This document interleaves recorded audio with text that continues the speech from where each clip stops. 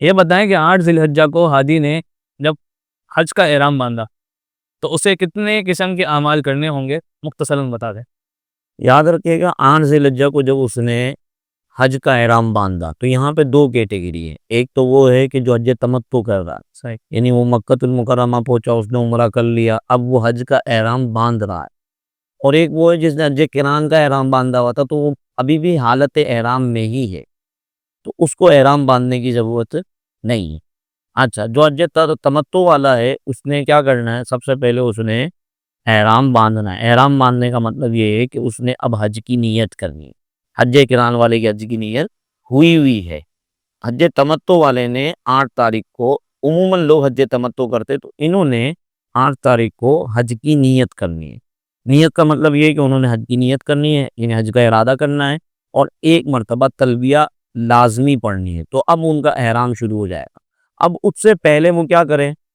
دھلی ہوئی چادریں ہیں احرام کی، پاک صاف ستھری چادریں ہیں، وہ پہن لیں، نہا دھو لیں. یہ سارے کام وہ کر لیں پہلے، یعنی نہا لیں اور اس کے بعد جو ہے نا وہ 2 چادریں پہن لیں. پہننے کے بعد اب وہ نیت کریں گے. نیت میں نے جیسے کہ بتایا کہ وہ نیت کریں گے کہ میں حج کی نیت کرتا ہوں، نویت الحجہ، اور پھر ایک مرتبہ تلبیہ پڑھ لیں گے. تو اب ان کا احرام شروع ہو گیا حج کا. اور جو حج قران والے تھے ان کا احرام شروع تھا. اب انہوں نے سب نے، چاہے وہ حج قران والا ہو، حج تمتع والا ہو، ان سب نے جانا ہے مینا 8 تاریخ کو. مینا جانے میں مطلب بہتر یہ ہے کہ وہ فجر کے بعد جائیں، جب سورج تھوڑا بلند ہو جائے پھر جائیں. اور ظہر کی نماز انہوں نے مینا میں پڑھنی. اب یہاں سے انہوں نے 5 نمازیں پڑھنی ہے مینا کے اندر: ظہر، عصر، مغرب، عشاء اور 9 ذی الحجہ کی فجر. صحیح۔ جب 9 ذی الحجہ کی فجر پڑھ لیں اس کے بعد یہ عرفات کی جانب چلے جائیں. یعنی پہلا کام ان کا ہو گیا.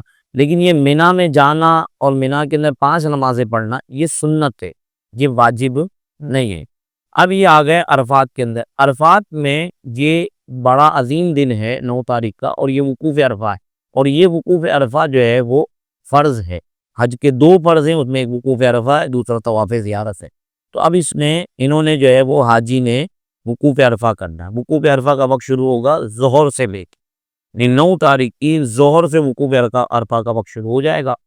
اب انہوں نے مغرب تک یہیں رہنا ہے.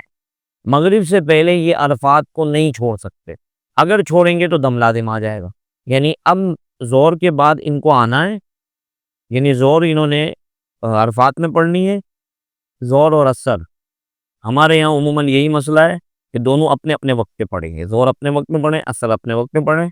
اور پھر انہوں نے مغرب تک یہیں ٹھہرنا ہے. مغرب سے پہلے چلے گئے تو دم لازم آ جائے گا.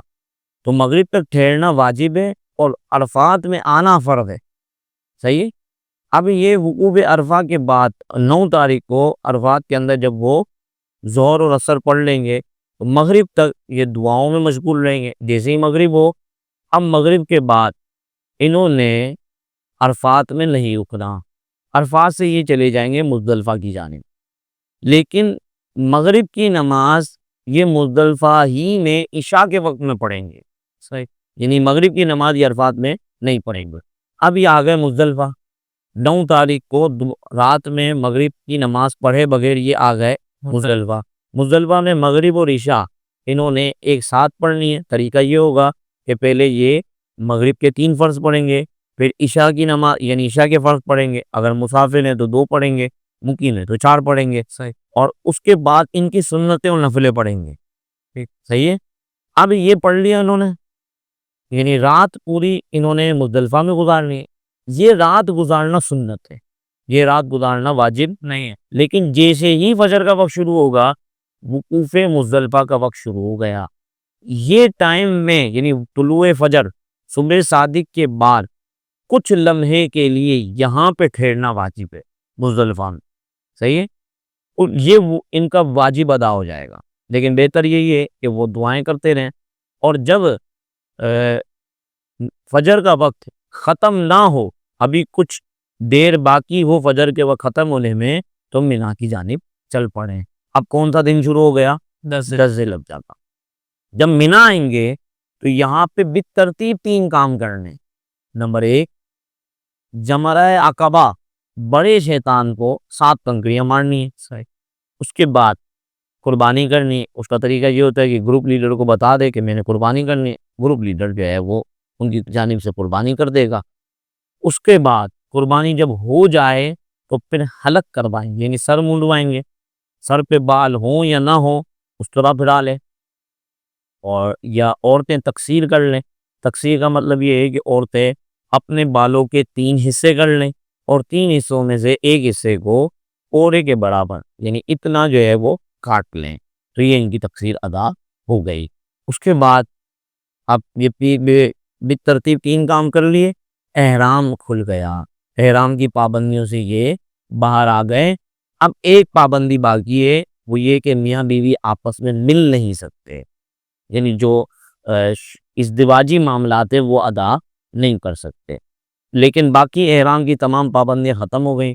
घर के कपड़े पहन लें और सीधा जो है वो मस्जिद हराम शरीफ खाना काबा चले जाएं, वहाँ तवाफ़ ज़ियारत करेंगे। ये हज का दूसरा फ़र्ज़ है, तवाफ़ ज़ियारत। अच्छा, अब 10 ज़िलहिज्जा को जब उन्होंने रमी की, कुर्बानी की और फिर जो है वो हलक करवाया या कसर करा, ये 3 चीज़ें वाजिब थी। और अब तवाफ़ ज़ियारत जो करने आ रहे हैं, ये तवाफ़ ज़ियारत क्या है? फ़र्ज़। तवाफ़ ज़ियारत कर लें। तवाफ़ ज़ियारत के शुरू के 3 फेरों में ये रमल करेंगे, यानी अकड़ के चलेंगे 3 फेरों में और बाकी 4 फेरों में नॉर्मल चलेंगे। एहराम होगा ही नहीं, घर के कपड़ों में ये तवाफ़ होगा। और इसके बाद इन्होंने हज की सही करनी है। हज की सही। सही इसके बाद करनी है, यानी मतलब तवाफ़ ज़ियारत कर लिया, अब जाके ये हज की सही कर लें। हज की सही कर ली, अब ये दोबारा मिना आ जाएं और अपने दिन रात अब मिना में गुजारें। ये सुन्नत है।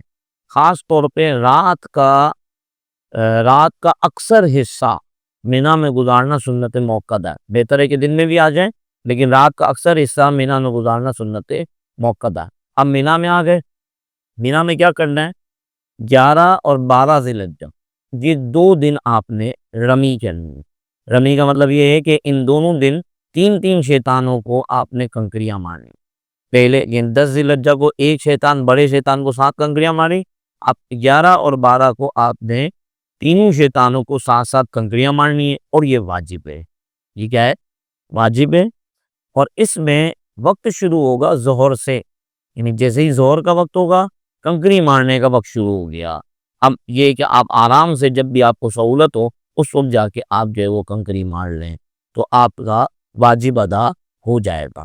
और उसमें बेहतर ये है कि आप मगरिब से पहले मार लें, लेकिन मगरिब के बाद भी मारते हैं तो आपका जो है वो वाजिब अदा हो जाएगा। अगले दिन की फजर से पहले तक मारनी है, यानी आपने 11 को रमी ज़ोहर के बाद मारनी है, लेकिन 12 की फजर से पहले पहले मार लेनी। और 12 को जो रमी करनी है वो ज़ोहर के बाद से शुरू करनी है और 13 की फजर से पहले तक आपने जो है वो रमी कर लेनी है। उसके बाद अब आपके लिए अगर आपने 12 की रमी कर ली तो और आप अब यहाँ से जाना चाहते हैं तो आप मगरिब से पहले पहले कोशिश करें कि आप मिना को छोड़ दें। मगरिब बाद भी अगर आप रुकते हैं तो कोई हर्ज नहीं है, सिवाय ये कि फुकहा ने लिखा है कि मगरिब के बाद ना जाए तो बेहतर है अब 13 की रमी करके जाए। मगरिब के बाद ना जाए तो बेहतर है 13 की रमी करके जाए। 13 का यानी 13 की रनिंग करनी है तो फिर मिना के अंदर रुका रहे, ये 13 की रमी सुन्नत है। लेकिन अगर जो है उसने 13 की फजर मिना में कर दी, यानी रात को निकला ही नहीं, यहाँ तक कि वो 13 की फजर हो गई, तो अब 13 की रमी करना वाजिब है। ज़वाल से पहले यानी ज़ोहर के वक्त से पहले करता है तो रमी अदा हो जाएगी, लेकिन मकरूह है। और ज़ोहर के बाद करता है तो ये मुस्ताहब और सही तरीका यही है कि वो ज़ोहर के बाद रमी करेगा। अब रमी करने के बाद यानी अगर 13 की रमी के लिए वो रुकता है तो रमी करने के बाद वो मिना को छोड़ दे और ज़ोहर की नमाज जाके मक्का में अदा करे। अब उसका एक काम रह गया और वो है तवाफ़े विदा, यानी अब अगर कोई एक नफली तवाफ भी करेगा तो इसका तवाफ़े विदा अदा हो जाए। सही। तो इस तरीके से इसके हज के तमाम आमाल जो है वो पूरे हो जाएंगे।